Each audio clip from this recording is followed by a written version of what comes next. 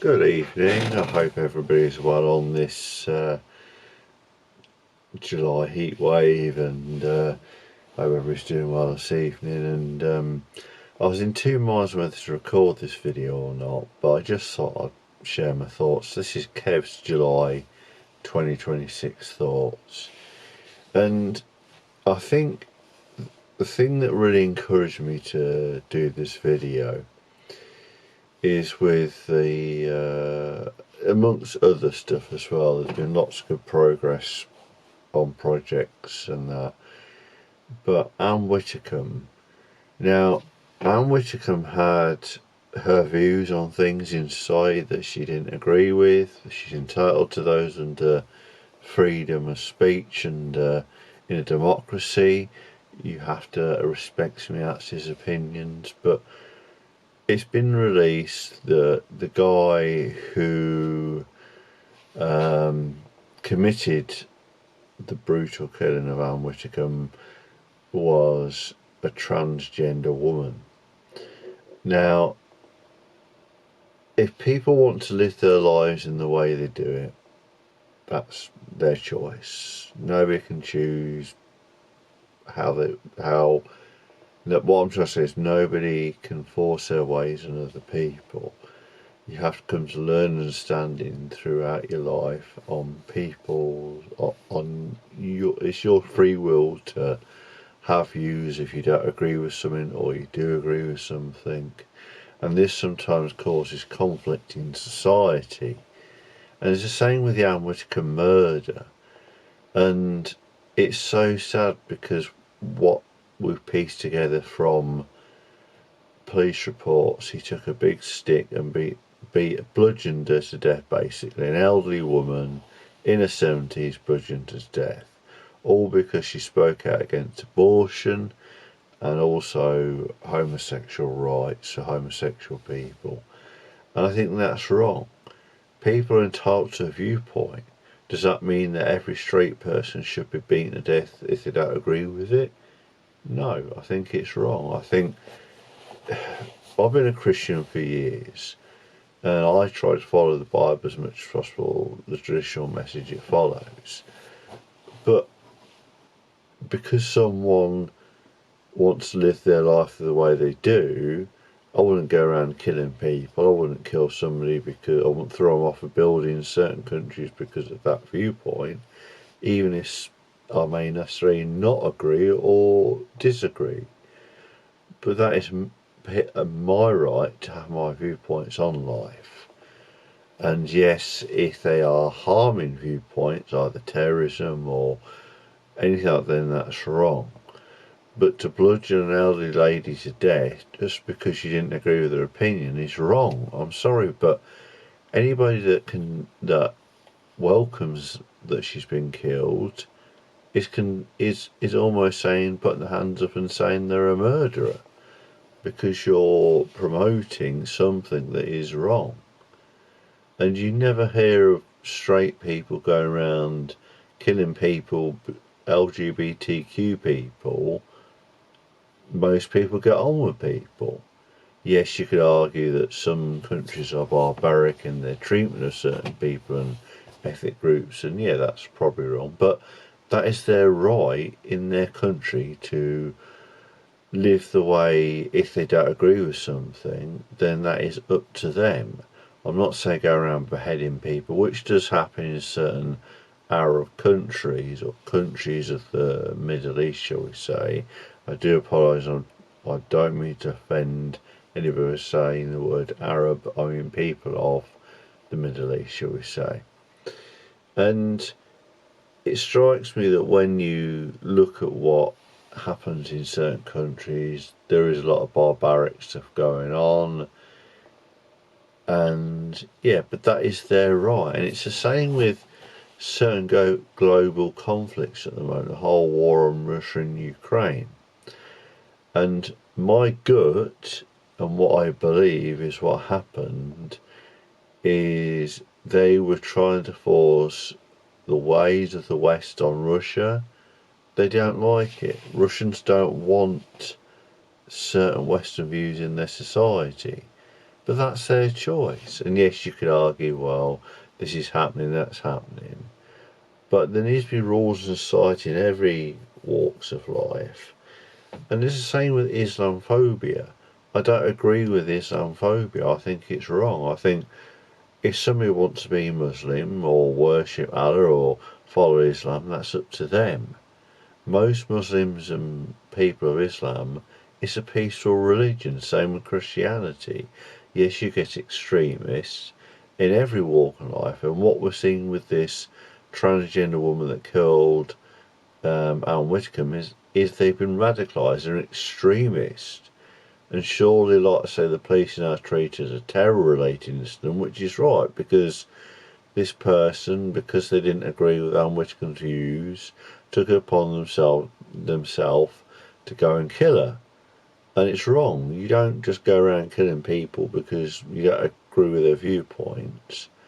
I don't think it's right to necessarily target people of certain demographics after this incident. I don't think that's right. That's not how you deal with a situation.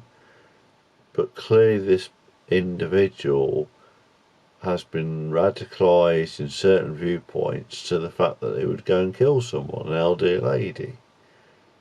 And I just think it's wrong. I think you can't go around in society just killing people because they don't agree with your viewpoint. I just think it's so wrong. So maybe better work needs to be done, I don't know, to basically stop people going around killing each other. Like with knife attacks, like there's more knife attacks, murders, this person's getting stabbed, that person's getting stabbed. And it's horrible. I mean, what kind of world do we live in where people just go around killing each other? I think some of the crimes are horrific what people are doing. I honestly can't get why people do it.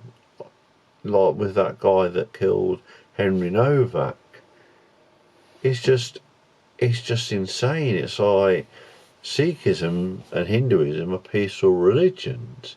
But again, this comes back to there's good and bad in all walks of life. Every society, every demographic, every religious belief, there is good and bad in all. Like back years ago, probably in the 80s or early 90s, where a pastor of a church had become radicalised in his beliefs that the end of the world was coming, and that he was sparing his flock of the church from the end times. So he poisoned his whole flock.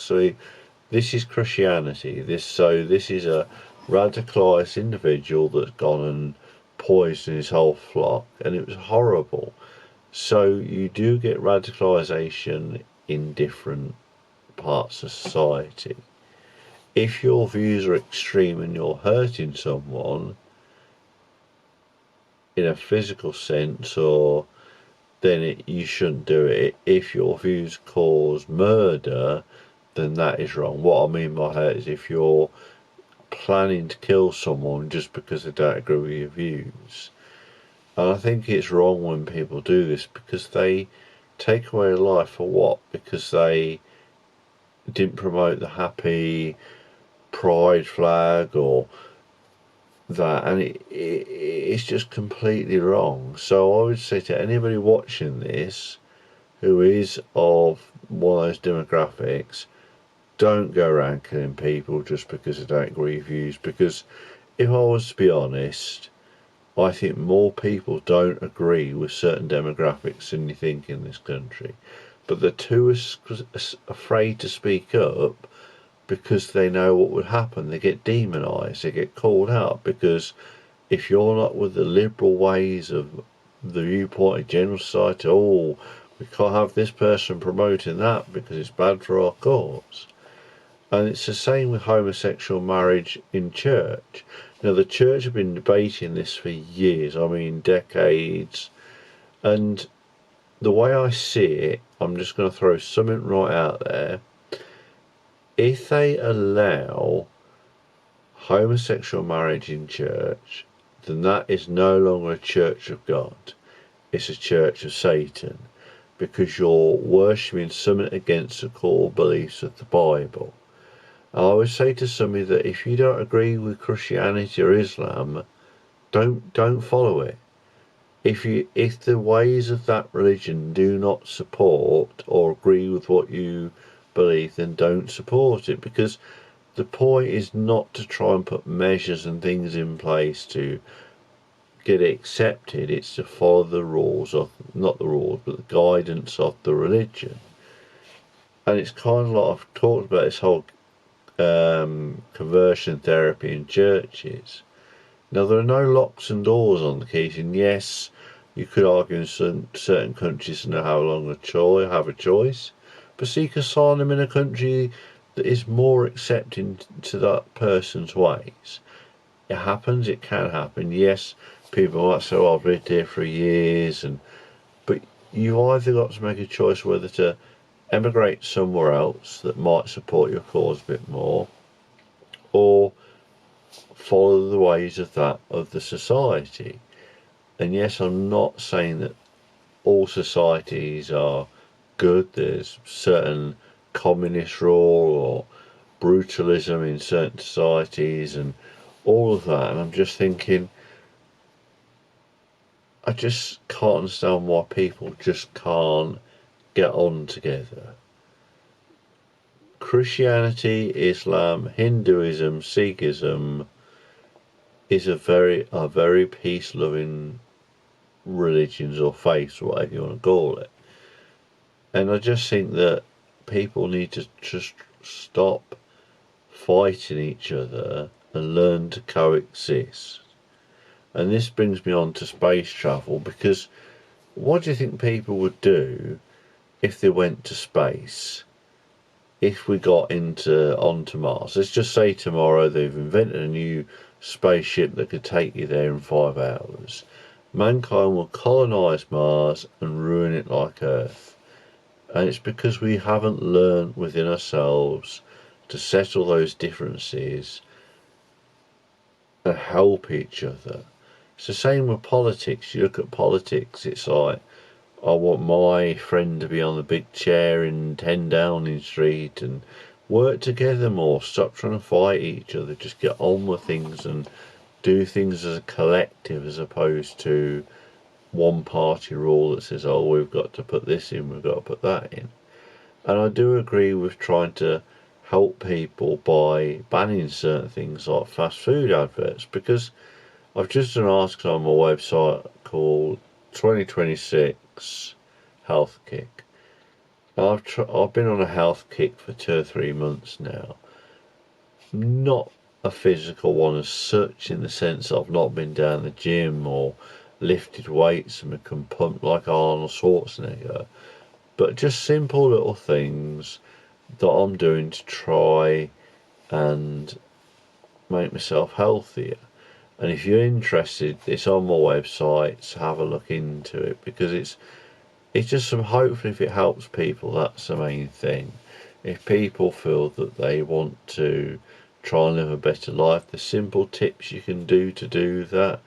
Like, for example, the average average takeaway cost, rather not shop, costs for a couple of people anywhere from £20 to £60. Now, for 20, let's say 30, let's push that average up a bit. For £40, you could buy enough basic food, or enough food to feed 1 or 2 people for a week, excluding toiletries, toothpaste and stuff like that. And if you want to get into a health kick, then try to look at ways to live a better life. There's a lot of processed food out there, there's a lot of things that are bad for you. Alcohol consumption, cut your alcohol out. I've not drunk alcohol in over 2 to 3 years, and I don't mind it. It doesn't bother me. I don't think, oh, I've got to go to the pub, get drunk, sing along to Oasis songs and be like the Great British Society, which is completely stupid. And it's the same when people talk about immigration. You think of what immigration has done to this country for the better. It's brought so many different cultures to this country that without it we wouldn't have things like curry houses, or we wouldn't have Italian restaurants and different ways of thinking and different ways of working. And I think migration is good for a country, but what I don't agree with is at the rate at which it happens.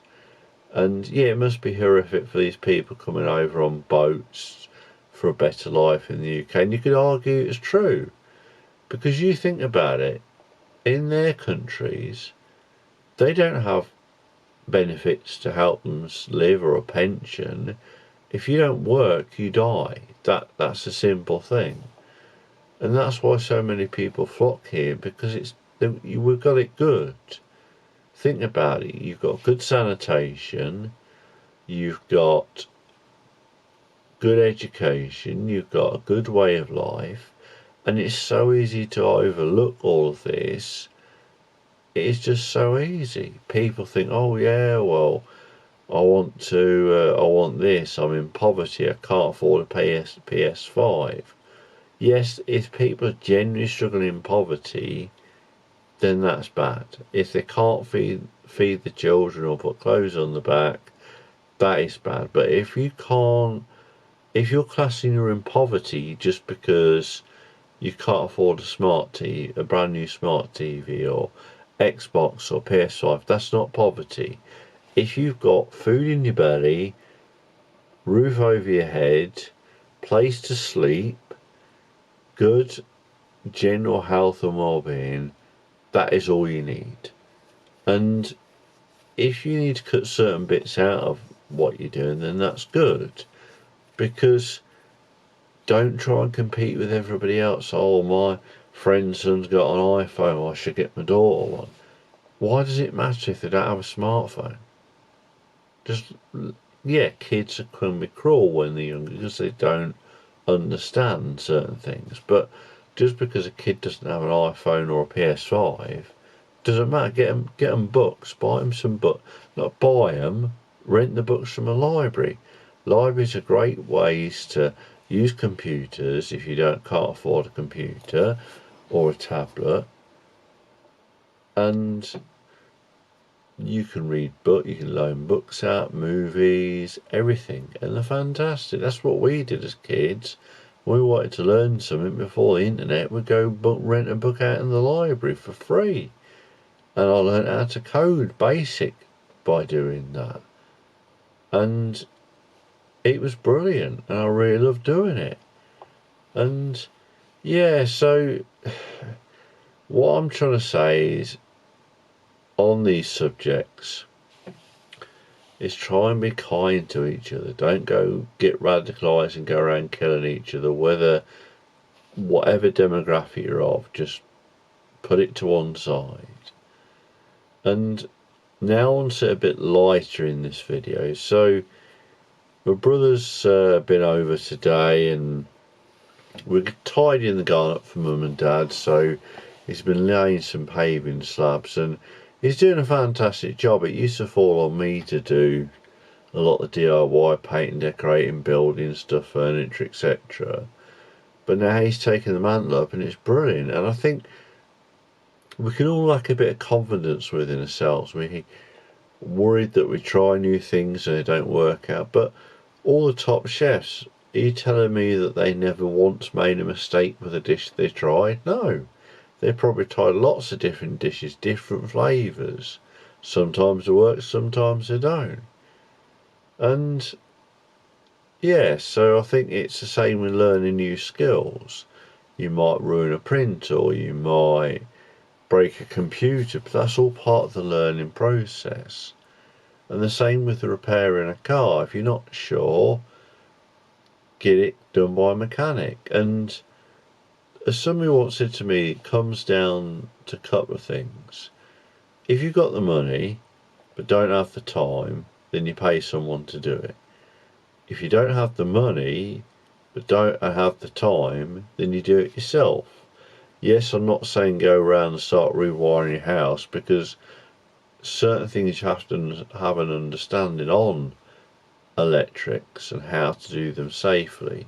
I mean, I wouldn't put a gas boiler in because I don't have the skills to do it, nor would I be legally able to do it, because gas is a very dangerous thing.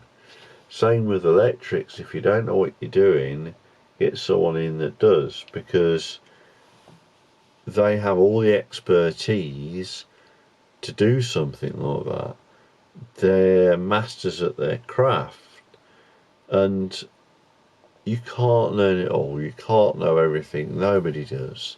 We all learn from each other. We share ideas and experiences on what we see in life and how we can make everybody better, and that's fantastic. So, as Jerry Springer said, be good to yourself and look after others. And I think this is a nice way to naturally conclude the July 2026 thoughts video cast or blogcast or whatever you want to call it. So thank you for watching, and look after yourselves, and until the next video, thank you so much.